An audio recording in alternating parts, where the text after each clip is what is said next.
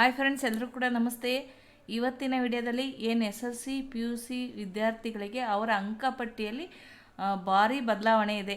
ಈಗ ಮುಂದಿನ ವರ್ಷದಲ್ಲಿ ಏನು 2026-27ನೇ ಸಾಲಿನಲ್ಲಿ SSLC ಮತ್ತು PUC ವಿದ್ಯಾರ್ಥಿಗಳಿಗೆ ಅವರ ಅಂಕಪಟ್ಟಿಯಲ್ಲಿ UDISE ಕೋಡ್ನ ಕಡ್ಡಾಯವಾಗಿ ನಮೂದಿಸಬೇಕು ಅಂತೇಳಿ ಒಂದು ಪ್ರಕಟಣೆಯನ್ನು ಹೊರಡಿಸಿರೋ ಅಂಥದ್ದು. ಅದ್ರ ಬಗ್ಗೆ ನಾನು ನಿಮಗೆ ಸಂಪೂರ್ಣವಾಗಿ ಈ ವಿಡಿಯೋದಲ್ಲಿ ನಿಮಗೆ ತಿಳಿಸ್ಕೊಡ್ತಾ ಇದ್ದೀನಿ.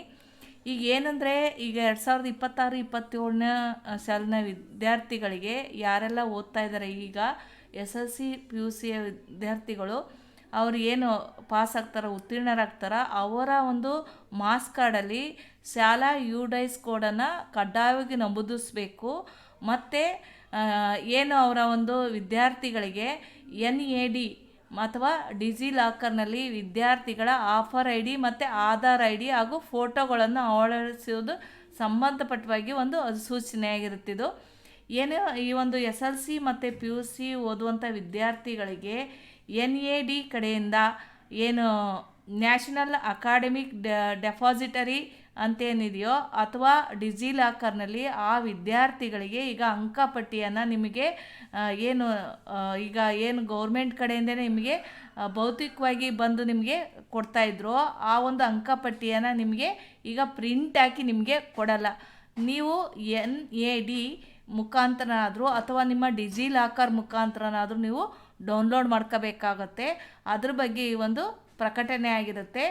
ಎಲ್ಲ ವಿದ್ಯಾರ್ಥಿಗಳಿಗೆ ಈಗೇನು ಡಿಜಿಲಾಕರ್ ಅಥವಾ ನ್ಯಾಷನಲ್ ಅಕಾಡೆಮಿಕ್ ಡೆಪಾಸಿಟರಿ ಅಂತ ಏನು ಆಪ್ಷನ್ ಪೋರ್ಟಲ್ ಇದೆಯೋ ಅದ್ರ ಮುಖಾಂತರ ನಿಮಗೆ ಒಂದು ಡಿಜಿಟಲ್ ಮಾರ್ಕ್ಸ್ ಕಾರ್ಡ್ನ ಅಂಕಪಟ್ಟಿಯನ್ನು ನಿಮಗೆ ಪ್ರಕಟಿಸ್ತಾರೆ. ಅಲ್ಲಿಂದ ನೀವು ಅದನ್ನು ತಗೋಬೇಕಾಗುತ್ತೆ.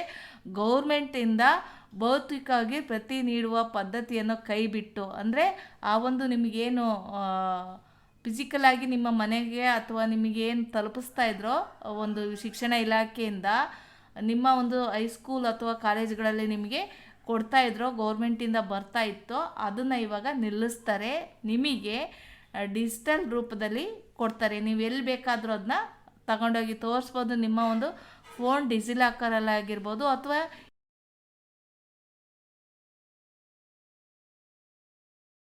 NAD ಪೋರ್ಟಲ್ ಮುಖಾಂತರನಾದರೂ ನೀವು ಆ ಒಂದು ಮಾರ್ಕ್ಸ್ ಕಾರ್ಡ್ನ ತೋರಿಸ್ಬೋದು.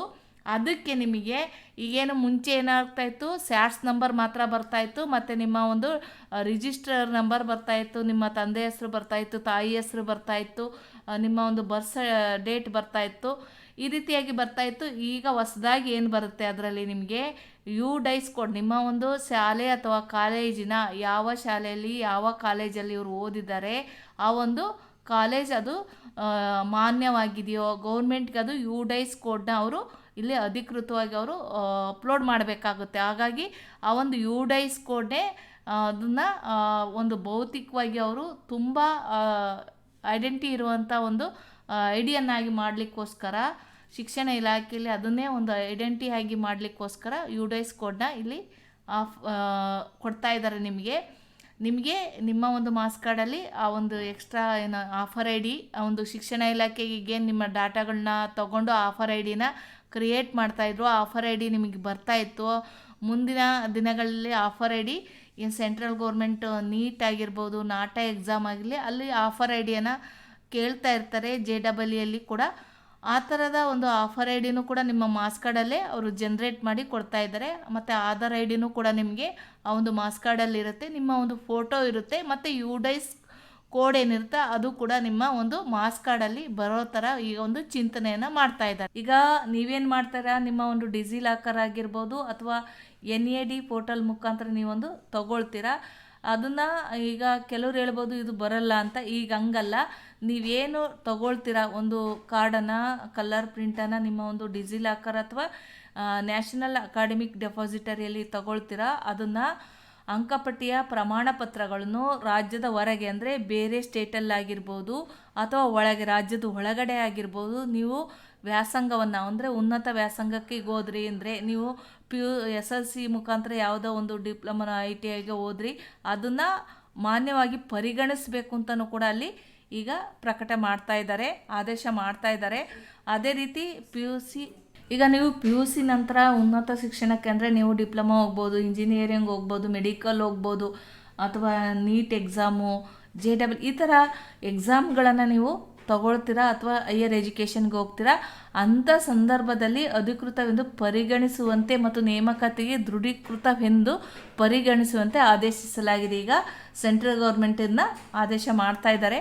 ಹಾಗಾಗಿ ಕರ್ನಾಟಕ ಶಾಲಾ ಪರೀಕ್ಷಾ ಮತ್ತು ಮೌಲ್ಯ ನಿರ್ಣಯ ಮಂಡಳಿ ತಿಳಿಸಿದ್ದಾರೆ, ಈ ಪತ್ರವನ್ನು ಕಳಿಸಿದ್ದಾರೆ. ಹಾಗಾಗಿ ಏನು ಶಿಕ್ಷಣ ಸಚಿವರ ಶಾಲಾ ಶಿಕ್ಷಣ ಮತ್ತು ಸಾಕ್ಷರತಾ ಇಲಾಖೆಯ ಕಡೆಗೆ ವಿದ್ಯಾರ್ಥಿಗಳಿಗೆ ನೀಡಲಾಗುವ ಪ್ರಮಾಣ ಪತ್ರಗಳ ಮೇಲೆ ಕಡ್ಡಾಯವಾಗಿ UDIS ಕೋಡ್ನ ನೀವು ನಮೂದಿಸಬೇಕು ಅಂತೇಳಿ ಈಗ ಸ್ಪಷ್ಟಪಡಿಸಿದ್ದಾರೆ. ಯಾವ ರೀತಿ UDIS ಕೋಡ್ ಭಾರತದಲ್ಲಿನ ಶಾಲೆಗಳಿಗೆ ಪ್ರಮುಖವಾದ ವಿಶಿಷ್ಟ ಗುರುತಿಸುವಿಕೆಯಾಗಿದ್ದು ಮಾನ್ಯತೆ ಪಡೆದ ಶಾಲೆಗಳಿಗೆ ಮಾತ್ರ ರಾಜ್ಯ ಸರ್ಕಾರದಿಂದ ವಿತರಿಸಲಾಗುತ್ತದೆ.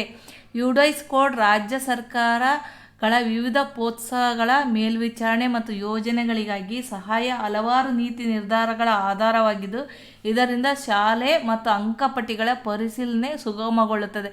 ಅಂದರೆ ಈಗ ಏನು ಈ ಒಂದು UDIS ಕೋಡ್ನ ಯಾವ ಶಾಲೆಗಳು ಈ ಒಂದು UDIS ಕೋಡ್ನ ತಗೊಂಡು ಶಾಲೆಗಳನ್ನು ನಡೆಸ್ತಾ ಇರ್ತಾರೋ ಅಂಥ ಶಾಲೆಗಳು ರಾಜ್ಯ ಸರ್ಕಾರಕ್ಕೆ ಮಾನ್ಯತೆಯನ್ನು ಪಡೆದಿರ್ತವೆ. ಆ ಒಂದು UDIS ಕೋಡು ವಿಶಿಷ್ಟ ಗುರುತಿನ ಸಂಖ್ಯೆಯನ್ನು ಕೂಡ ಮಾನ್ಯತೆ ಪಡೆಯುತ್ತೆ ಮುಂದಿನ ದಿನಗಳಲ್ಲಿ ಅಂತೇಳಿ ಆ ಒಂದು UDIS ಕೋಡ್ನ ಕಡ್ಡಾಯವಾಗಿ ಅವರು ನಮೂದಿಸಬೇಕಾಗುತ್ತೆ.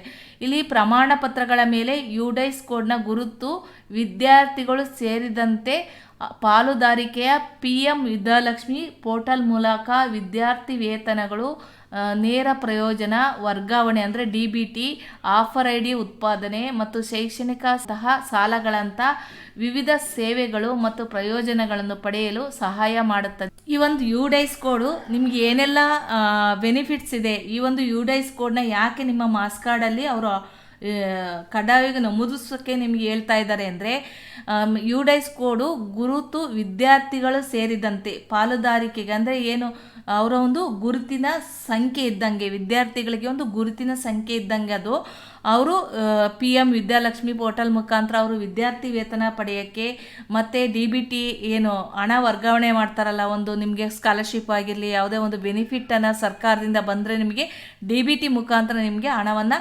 ವರ್ಗಾಯಿಸ್ತಾರೆ. ಆ ಒಂದು UDIS ಕೋಡ್ ಅನ್ನೋದು ಯಾವ ಒಂದು ಶಾಲೆಯ UDIS ಕೋಡ್ ಅಂತ ಅಲ್ಲಿ ನಿಮಗೆ ನಮೂದಾಗಿರುತ್ತೆ. ಹಾಗಾಗಿ ಅದು ನಿಮಗೆ ತುಂಬ ಬೆನಿಫಿಟ್ಟು. ಅದೇ ರೀತಿ ನಿಮಗೆ ಆಫರ್ ID, ನಿಮಗೆ ಒಂದು ನಿಮ್ಮ ಒಂದು ಆಫರ್ ಐಡಿನೂ ಕೂಡ ಕ್ರಿಯೇಟ್ ಮಾಡಲಿಕ್ಕೆ ಅದು ಇದಾಗಿರುತ್ತೆ. ಮತ್ತು ನಿಮಗೆ ಈ ಒಂದು ಲೋನ್ಸ್ ಅಂದರೆ ನಿಮ್ಮ ಒಂದು ವಿದ್ಯಾಭ್ಯಾಸಕ್ಕೆ ಹೈಯರ್ ಎಜುಕೇಷನ್ಗೆ ನೀವು ಲೋನ್ಗಳನ್ನು ಪ್ರಯೋಜನ ಪಡೆಯೋಕ್ಕೆ ಆ ಒಂದು UDIS ಕೋಡ್ ನಿಮಗೆ ಅತ್ಯಂತ ಮುಖ್ಯವಾಗಿರುತ್ತೆ.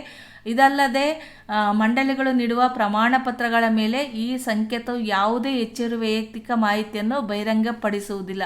ಆದರೆ ವಿದ್ಯಾರ್ಥಿಯು 10 ಮತ್ತು 11ನೇ ತರಗತಿಯನ್ನು ಪೂರ್ಣಗೊಳಿಸಿದ ಸಂಸ್ಥೆಯ ಸಾರ್ವಜನಿಕ ಪರಿಶೀಲನೆಯನ್ನು ಸುಗಮಗೊಳಿಸುತ್ತದೆ. ಈಗ ಮುಂಚೆ ಏನಾಗ್ತಾ ಇತ್ತು, ಎಲ್ಲ ಮಾಸ್ ಕಾರ್ಡ್ಗಳಲ್ಲಿ ಈ ಒಂದು UDIS ಕೋಡ್ ಇರಲಿಲ್ಲ. ಯಾವುದಾದ್ರೂ ಒಂದು ನಿಮಗೆ ಅಪ್ಲಿಕೇಶನ್ ಆಗ್ತಾ ಇದ್ರಿ, ಡಾಟಾಬೇಸಲ್ಲಿ ನೀವು ಹಣಕಾಸು ನೆರವನ್ನು ಪಡೀತಾ ಇದ್ರಿ ಅಂದಾಗ ನಾವು ಯಾವ ಶಾಲೆಯಲ್ಲಿ ಓದ್ತಾ ಇದ್ವಿ, ಆ ಒಂದು ಶಾಲೆಯ UDIS ಏನು, ನಮ್ಮ ಒಂದು ವಿದ್ಯಾರ್ಥಿಗಳ ಒಂದು ಡಾಟಾಬೇಸ್ ಏನು ಅಂತ ಸರ್ಚ್ ಮಾಡಲಿಕ್ಕೆ ತುಂಬ ಸಮಯ ಹಿಡಿತಾ ಇತ್ತು. ಇಲ್ಲ ಒಂದು ಶಾಲೆಯಲ್ಲಿ ಹೋಗಿ ಅದನ್ನು ಡೀಟೇಲ್ಸ್ನ ತರಬೇಕಾಗಿತ್ತು. ಈ ಒಂದು UDIS ಕೋಡ್ನ ನಿಮಗೆ ಈಗ ಕೊಡ್ತಾ ಇರೋದ್ರಿಂದ ನಿಮಗೆ ಸಾಕಷ್ಟು ಎಲ್ಲ ಒಂದು ಡಾಟಾಬೇಸ್ಗಳನ್ನು ಈಗ ಪೋರ್ಟಲ್ಗಳಲ್ಲಿ ಅಪ್ಲಿಕೇಶನ್ಗಳಲ್ಲಿ ಪತ್ತೆ ಹಚ್ಚೋಕ್ಕೆ ಅದನ್ನ ಸರ್ಚ್ ಮಾಡಲಿಕ್ಕೆ ತುಂಬ ಯೂಸ್ ಆಗುತ್ತೆ ಅಂತೇಳಿ ಈ ಒಂದು ನಿರ್ಧಾರವನ್ನು ತಗೊಂಡಿದ್ದಾರೆ. ವಿದ್ಯಾರ್ಥಿಗಳಿಗೆ ಒಂದು ಶೈಕ್ಷಣಿಕ ಹಿತದೃಷ್ಟಿಯಿಂದ, ಆರ್ಥಿಕ ಮತ್ತು ಸಾಮಾಜಿಕ ಹಿತದೃಷ್ಟಿಯಿಂದ SLC ಮತ್ತು PUC ಅಂಕಪಟ್ಟಿಗಳಲ್ಲಿ UDIS ಕೋಡ್ನ ಕಡ್ಡಾಯವಾಗಿ ನಮೂದಿಸಬೇಕು ಅನ್ನೋ ಉದ್ದೇಶದಿಂದ ಈ ಒಂದು ಆದೇಶವನ್ನು ಭಾರತ ಸರ್ಕಾರದ ಶೈಕ್ಷಣಿಕ ಮಂತ್ರಾಲಯದಿಂದ ಈ ಒಂದು ಪ್ರಕಟವನ್ನು ಹೊರಡಿಸಿರೋ ಅಂಥದ್ದು. ಈ ಒಂದು ಒಟ್ಟಾರೆ ಈ ಒಂದು ಏನು ಅಧಿಸೂಚನೆ ಅಂದರೆ ಈಗೇನು ನಾನು ಕೊನೆಯದಾಗಿ ನಿಮಗೆ ಡೀಟೇಲ್ ಸಿಂಪಲ್ಲಾಗಿ ಹೇಳೋದಾದರೆ, ಈಗ ಮುಂದಿನ 2026-27ನೇ ಸಾಲಿನ ಒಂದು ಶೈಕ್ಷಣಿಕ ವರ್ಷದಲ್ಲಿ ಏನಿನ್ನ ಶಾಲೆ ಕಡೆಯಿಂದ ಅಥವಾ ಗೌರ್ಮೆಂಟ್ ಕಡೆಯಿಂದ ನಿಮಗೇನು SLC ಮಾಸ್ ಕಾರ್ಡ್ ಅಥವಾ PUC ಮಾಸ್ ಕಾರ್ಡ್ ಗೌರ್ಮೆಂಟ್ ಕಡೆಯಿಂದ ಬರ್ತಾ ಇತ್ತೋ ಅದನ್ನು ಬರೋದಿಲ್ಲ. ಇನ್ನು ಏನು ಡಿಜಿಲಾಕರ್, ನಿಮ್ಮ ಒಂದು ಡಿಜಿಲಾಕರ್ನ ಓಪನ್ ಮಾಡ್ಕೊಂಡು ನೀವು ಡೌನ್ಲೋಡ್ ಮಾಡ್ಕೋಬೇಕಾಗುತ್ತೆ. ಇನ್ನು ಪ್ರತಿ ಅವರು ಮುದ್ರಿಸಿ ನಿಮಗೆ ಗೌರ್ಮೆಂಟ್ ಕಡೆಯಿಂದ ಕೊಡಲ್ಲ, ನಿಮಗೆ ಪ್ರಿಂಟಿನ ಗೌರ್ಮೆಂಟ್ ಕಡೆಯಿಂದ ಕೊಡಲ್ಲ. ನೀವೇ ನಿಮ್ಮ ಸ್ವಂತ ಇದರಿಂದ ತಗೋಬೇಕಾಗುತ್ತೆ. NAD ಪೋರ್ಟಲ್ ಮುಖಾಂತರ ಅಥವಾ ನೀವು ಡಿಜಿಲಾಕರ್ ಮುಖಾಂತರ ನೀವು ತಗೊಳ್ಬೇಕಾಗುತ್ತೆ. ಆ ಒಂದು ಮಾಸ್ ಕಾರ್ಡಲ್ಲಿ ನಿಮಗೆ ಏನು ಆ ಒಂದು ಗುರುತಿನ ಸಂಖ್ಯೆ UDIS ಕೋಡ್ ಇರುತ್ತಲ್ಲ ನಿಮಗೆ, ಅದು ತುಂಬ ಮುಖ್ಯವಾಗಿ ಒಂದು ಶೈಕ್ಷಣಿಕವಾಗಿ ನಿಮಗೆ ಅದೇ ಒಂದು ನಿಮಗೆ ಗುರುತಿನ ಸಂಖ್ಯೆಯನ್ನಾಗಿ ಅವರು ಈಗ ಕೊಡ್ತಾ ಇದ್ದಾರೆ. ನಿಮಗೆ UDIS ಕೋಡ್ನ ನಿಮಗೆ ಒಂದು ಸ್ಕಾಲರ್ಶಿಪ್ ಆಗಿರಲಿ, ನೀವೊಂದು ಶೈಕ್ಷಣಿಕ ಲೋನ್ ತಗೊಳ್ಬೇಕಾದ್ರೆ ಈ ಒಂದು ಆಫರ್ ID ಆಗಿರಲಿ, ಈ ಥರ DBT ಆಗಿ ನಿಮಗೆ ಇದು ಸಾಕಷ್ಟು ಬೆನಿಫಿಟನ್ನು ಕೊಡೋದ್ರಿಂದ ನಿಮಗೆ UDIS ಕೋಡ್ನ ಅವರು ಕಡ್ಡಾಯವಾಗಿ ನಿಮಗೆ ನಮೂದಿಸ್ತಾರೆ. ಈ ಒಂದು ಬದಲಾವಣೆ ಏನು ಅಂತ ನಾನು ನಿಮಗೆ ತಿಳಿಸ್ಕೊಟ್ಟಿದ್ದೀನಿ. ಎಲ್ಲ ಒಂದು ವಿದ್ಯಾರ್ಥಿಗಳು ಈ ಒಂದು ವಿಡಿಯೋನ ಎಲ್ಲರಿಗೂ ಕೂಡ ಶೇರ್ ಮಾಡಿ, ಪ್ರತಿಯೊಬ್ಬರು ತಿಳ್ಕೊಳ್ಳಿ. ಯಾಕೆಂದರೆ ಇನ್ನು ಗೌರ್ಮೆಂಟ್ ಕಡೆಯಿಂದ ಮಾಸ್ ಕಾರ್ಡ್ ನಿಮಗೆ ತಲುಪಲ್ಲ, ನೀವೇ ನಿಮ್ಮ ಒಂದು ಡಿಜಿಲಾಕರ್ ಮತ್ತು NAD ಮುಖಾಂತರ ತಗೊಳ್ಬೇಕಾಗುತ್ತೆ. ಮತ್ತು UDIS ಕೋಡು ಕೂಡ ನಿಮಗಿರುತ್ತೆ. ಹಾಗಾಗಿ ಈ ವಿಡಿಯೋ ನಿಮಗೆ ಇಷ್ಟವಾಗಿದೆ, ಪ್ರತಿಯೊಬ್ಬರಿಗೂ ಶೇರ್ ಮಾಡಿ. Thank you for watching. ಧನ್ಯವಾದಗಳು.